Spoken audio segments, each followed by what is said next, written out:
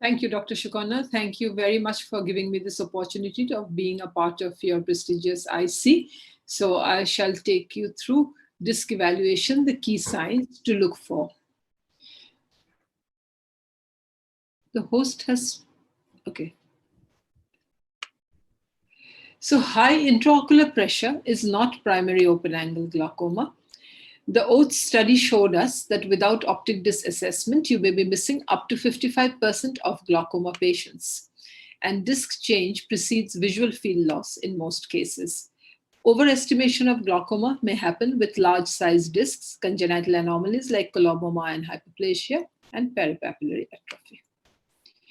So any deviation from the customary needs a follow-up. So optic disc changes in glaucoma, you can see a host of points which I have out here, starting from loss of the isn't pattern to localized notch in the rim, acquired disc hemorrhage, wedge diffuse, loss of RNFL layer, absent rim inferiorly, and so on and so forth. So this is how we used to document the disc, say about 20 years back, when we didn't have stereoscopic photography. We would look at the disc at the slit lamp with a high lens, and then we would actually draw it. But today we have the stereoscopic photography, which gives you a much better definition of the disc. So the 5 R's for assessment of optic disc in glaucoma: observe the scleral ring to identify the limits of the optic disc and its size, identify the size of the rim, examine the retinal nerve fiber layer, examine the region of peripapillary atrophy, and look for retinal and optic disc hemorrhages. So the optic disc size is of paramount importance for us to evaluate the optic disc. So you first have to define the scleral ring. Once you define the scleral ring, you have to look for the vertical disc diameter and the horizontal disc diameter. So measurement of optic disc size with biomicroscopy, as I told you, you use a high plus lens and then apply the manufacturer's constant to it, and that's how you get the size. So average vertical disc diameter is about 1.8 millimeters and average horizontal diameter is about 1.7 millimeters. So size of the cup varies with size of the disc. Large discs have large cups and those could be healthy eyes. That's an average disc with 1.9. That's a small disc with 1.4 and that's a large disc with 2.4. So identify small discs and large optic discs. Small discs, average vertical diameter is less than 1.5 millimeter, and large discs, average vertical diameter is more than 2.2 millimeters. So you could very often find a large disc which you've labeled as glaucomatous and a small disc which we've labeled as non-glaucomatous. So intrapapillary equivalent of the RNFL. So don't confound it with Welschnig's peripapillary scleral ring. So I'm just coming to it in a moment. What we're interested out here is the neuroretinal rim. I always compare it with the donut. We're not interested in the hole. We're interested in the chocolate on the rim. So this is the area which you need to look very carefully, the configuration and the pallor. So neuroretinal rim, what applies is the isn't rule. Isn't rule is nothing, but the largest diameter is of the inferior part of the disc, followed by the superior, then nasal, and then inferior.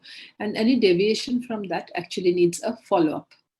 So the neuroretinal rim, the shape, size, and pallor, and then whether the isn't rule is absent or present. So peripapillary atrophy. Peripapillary atrophy, again, what we're interested in is the beta zone. This is the zone we're interested in. We are not bothered about the alpha zone. So if there is a beta zone, that's pathognomonic of glaucoma. So optic disc hemorrhages, detection of disc hemorrhages requires careful optic disc examination. As you see in these pictures, the optic disc hemorrhages that are there.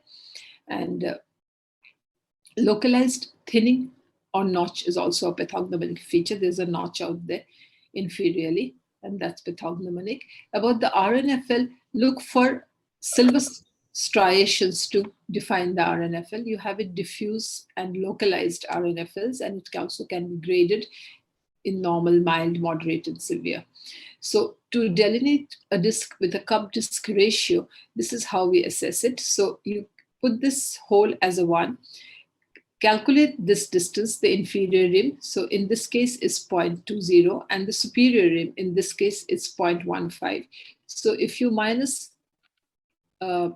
add these two, 0.25 plus 0.15, and minus it from 1, you get a disc of 0.65. So cup disc in discs with normal configuration, I just told you that they are generally vertically oval, and localized nerve fiber notching or focal extension, acquired pit of the optic nerve, diffuse rim loss. You've got to distinguish it from all these features. Asymmetry of the cup is another sign which you have to look for, but also be careful of the differential diagnosis like hypoplasia, morning glory syndrome, coloboma, and congenital pit. So asymmetry of the cup size, generally more than 0.2, is common in the glaucomatous population, and entertain strong suspicion if you do see that. So nasalization of the vessels, that is also another sign that you need to when you're doing disc evaluation. And areas where there is thin or absent the neuroretinal rim, that needs to be looked for. This is a picture I got from the forum where you can actually view in conjunction together the visual fields, the OCT, and the optic discs, and actually you can correlate all three and come to your diagnosis. Is rather useful in clinical practice. And this is the Heidelberg. I particularly got this picture because the Heidelberg actually gives you a very good measurement of the RNFL, since it covers the RNFL change due to age. So you can actually see whether it's due to age, the RNFL thinning, or actually it's due to glaucoma. And of course, it does have these quadrant values which it gives. So there's the macular ganglion cell mapping as well, the GCC, the ganglion cell complex, which can be recorded. So the errors that we commonly make are that underestimate glaucoma, not delineating the scleral rim correctly, ignoring the small size of the disc, missing a rim notch, missing a hemorrhage, missing an RNFL defect. This is an example. That's the disc that I saw, and 9 years later, this is what I saw. So if you look at that, this again is actually from the octopus perimeter, and I got this for you because I thought it's a wonderful correlation of structure and function, where you have the structure and the function together. These lines that you see are of progression. So if you compare this with this 1998 with 2007, look at the progression that can be detected out here in the cluster analysis of the octopus.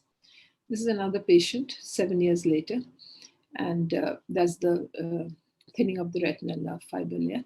And there's a large progression out there. So the octopus is detected in here. The green lines that you see are the areas which have improved, and the red lines are the ones where it's deteriorated. So you can actually detect both structure and function deterioration progression on the octopus polar trend analysis. So in summary, glaucoma is largely undiagnosed, about 90%. Misdiagnosis is common, about 50%. Pay attention to individuals at high risk. Adopt good clinical practices. Optic nerve head evaluation is the key skill, and it's a must learn. Be aware of the pitfalls in diagnosis. Thank you very much for your attention.